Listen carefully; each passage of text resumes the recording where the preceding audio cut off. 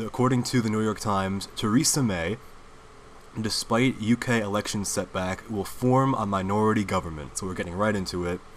So basically what happened is we had the British election yesterday, and the Conservatives lost in a major way. I mean, they still do have these sort of, they're the biggest party, but they've lost their majority. So there's a hung parliament. They had to make a coalition with the Irish Party, with the Democratic Unionist Party of Northern Ireland, in order to sort of hold on to their power. There were some big gains made by Jeremy Corbyn and the Labour Party. Now, a lot of people are characterizing this in the wrong way. The media and a lot of people are spinning it as, oh, this is a big, like, left-wing revolution in Britain. This is like some sort of big left-wing wave against Theresa May and the Conservative Party. But that's just not true, because the polls said, go way before this, that she was going to keep on to her majority, and they were going to win, and it was going to be a big win for them. But the polls ended up slipping in the weeks before the election, and the big reason for that is because Theresa May and her awful response to terror attacks in London and Manchester. Awful responses to both of the attacks. People are trying to say that this is a revolt by the youth and by the left wing against Brexit. This is what they're trying to spin it as now. They're trying to say that this is the British people sort of saying, oh, we made a mistake on Brexit. But that's not what they're saying. The reason that this happened is because probably, most likely, I don't have data to back this all up, but here's the thing. This is overwhelmingly likely, and I would be very shocked if this was anything else, the reason why they lost. But I feel like the big thing is because, look, Theresa May came out after the London attacks, and her sort of thing was, oh, in order to stop this, we're going to need to crack down on the internet. And then she even said something along the lines of, oh, we don't have time for human rights. And she said that. Everyone thought that was a big gaffe. Everyone thought that was going to be like, that she was going to come out and say, oh, I had a bit of like a misstatement. I didn't really mean to say that. What I meant was this, and this. But no, she doubled down on that. She said that at a speech, and then later that day, she posted that line on Twitter, and had the video up there. So it had the video of her saying that, and then she had the quote like, "Oh yeah, we don't have time for human rights. We need to crack down on this." So that's the reason they lost. I mean, let's be honest. I mean, what other reason could there possibly be? And the media, they want to spin it as, oh, they decided that Brexit was a mistake.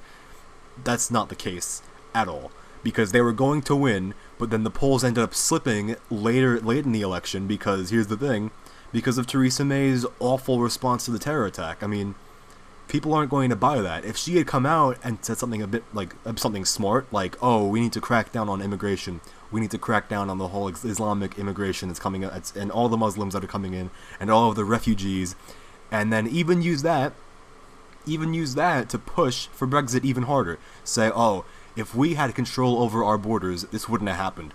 She could have come out and said that, and she still would have won, and Brexit would have had even more momentum going for it. But no, instead she came out, she gave an idiotic response to the attacks, and she said, oh, we need to crack down on the internet. So a lot of people saw that. People who were going to vote Conservative, they looked at that and they saw, ooh, they said, ooh, cracking down on the internet. We don't have time for human rights and freedom and democracy. What is this woman saying? I'm not gonna vote for these people. That was what probably happened. Was probably you had people who were going to vote Conservative. They saw that and they decided, you know what? I'm gonna sit it out.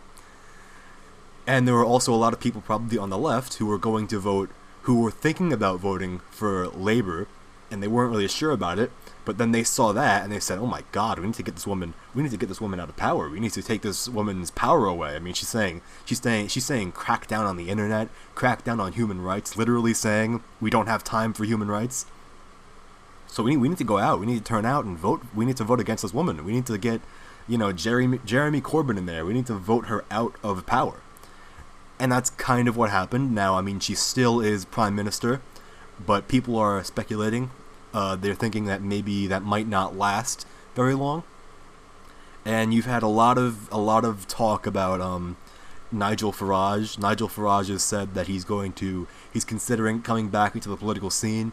We've had a whole lot of the so-called Brexiters, the UKIP people, saying that they might have to step back in, and that Theresa May, they've been bashing Theresa May quite hard, because here's the thing, I mean, she just doesn't seem to be good at, whether you want to say she's good at her job, I don't know that, because I don't live in Britain. I don't have the first-hand experience to say whether or not she's good at her job, but I can say that she's awful at messaging, and she's awful at pushing for Brexit, which is probably the reason, that should have been her main thing when she came in.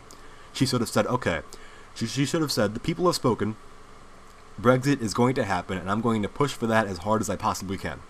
But instead, it sort of took a bit of a back seat, and instead she started coming out and saying these stupid things like, oh, we need to crack down on the internet, we need to crack down on human rights in order to stop terrorism, even though you could have easily just said, oh, we need to crack down on immigration, and Brexit will help us with that, so we need to accelerate Brexit, we need to accelerate the whole leaving the EU, we need to accelerate the process, we need to get out of the EU faster, but she didn't do that.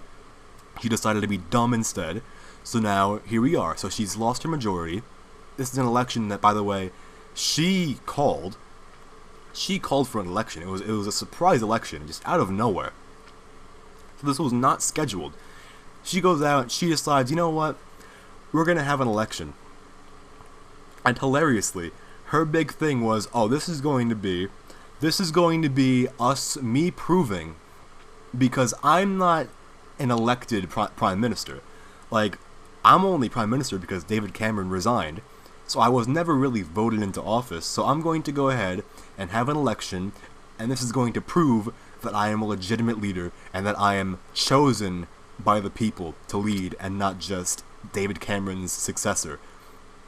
So she did the election because of that. That was her reasoning. And then what happened? Then she lost. I mean, that is just embarrassing. That is absolutely embarrassing. And now we're going to have a bigger push by the whole Remain campaign. It says in the article here, the Labour Party wants to keep as much access as possible to the single market. Ronald Rudd, a senior figure in the Remain campaign last year, said that after Thursday's election, Parliament may be more pro-Europe. More pro-Europe. So this is where we're at right now in Britain. We're going to have a pro-Europe Parliament, according to Ronald Rudd. He wants to have a more pro-Europe Parliament. And we probably will be, because now we have less Conservatives in there, we have more from the Labour Party.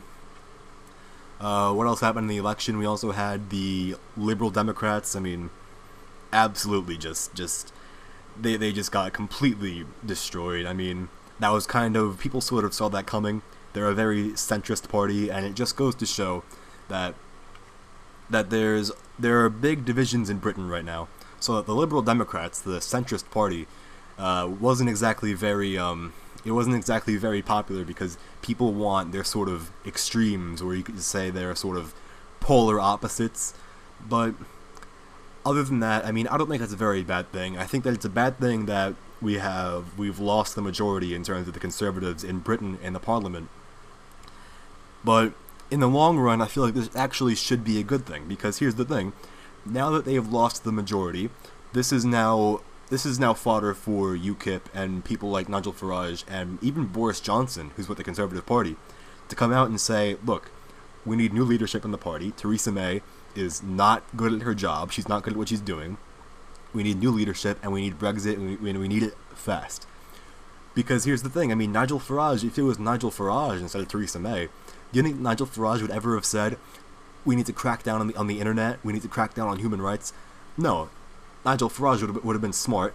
He would have come out and he would have said, look, we need smart immigration laws, we need to be tough on radical Islam, we need to be smart, we need to get out of the European Union so that we can control our own border, because right now we're not controlling our own border and it's a bit of a mess.